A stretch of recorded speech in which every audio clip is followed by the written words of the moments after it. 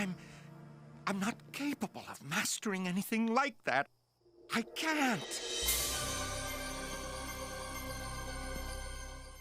Well, hello everyone, and welcome to another GospelX, the Gospel According to the X-Men. My name is Jonathan. This is Henry. So glad that you can join us today as we continue our series of looking into the 1990s animated series, The X-Men, and to try to see how we can glean any themes that we could use to apply some Christian perspective on those themes. So today we'll be looking at a two-parter named One Man's Worth.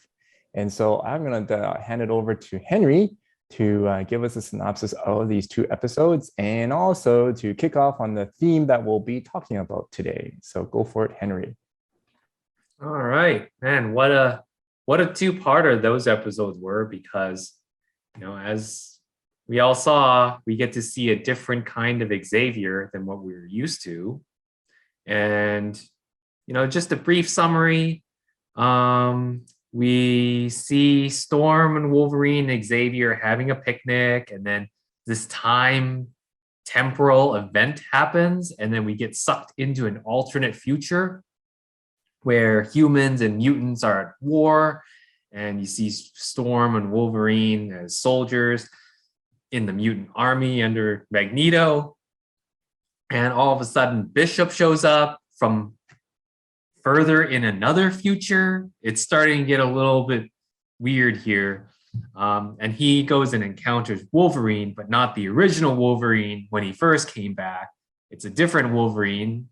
And what we find is that someone from the future, a robot named Nimrod and Fitzroy, a mutant named Fitzroy, has gone back in time to assassinate Xavier so that he would never exist, and thus bringing about the rise of the Sentinels as being an unstoppable force.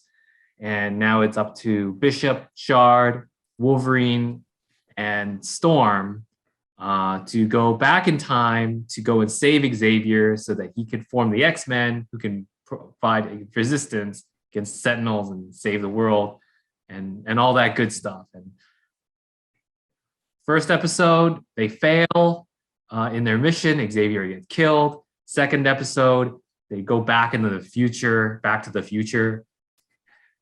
meet alternate Forge, who then they go back, and then they do succeed, and then time is all fixed up at the end.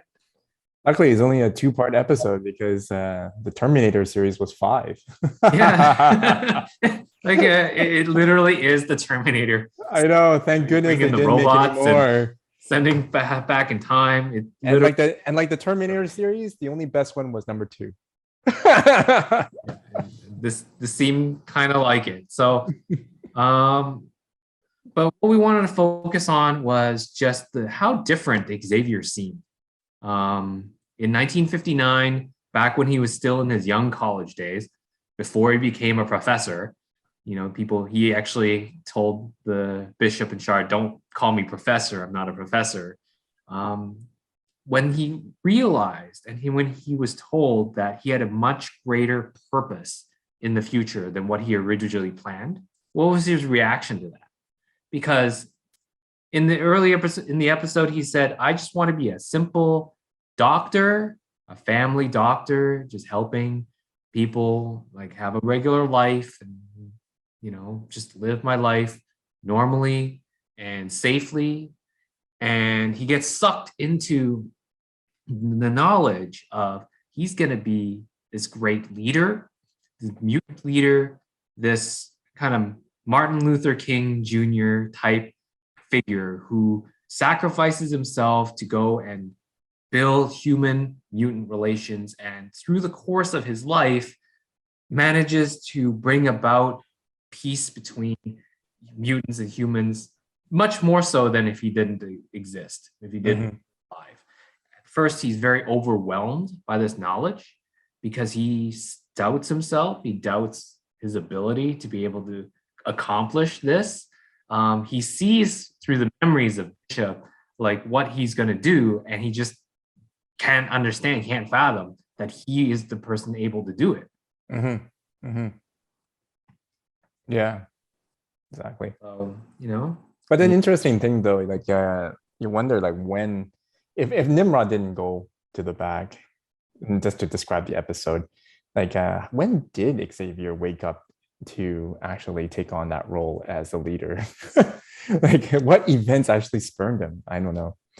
I'm not too familiar with his character development anyway. So you might even say that because at the very end of the second episode, we know that Xavier kept his memories of all this, so he knew yeah, he knew that this happened. It's like this was going to happen, and it's a little bit of foresight, but just being able to see his reaction to it, his yeah, reaction to his purpose, it's interesting because I feel like everybody kind of has a sense that when people say you're destined for, I'm going to use that word, destined for greater things, and you say, and everyone has a tendency to doubt themselves at the very beginning of your journey and say, oh, there's no way that I could possibly do these things. I mean, it's way too difficult. I'm not that kind of person.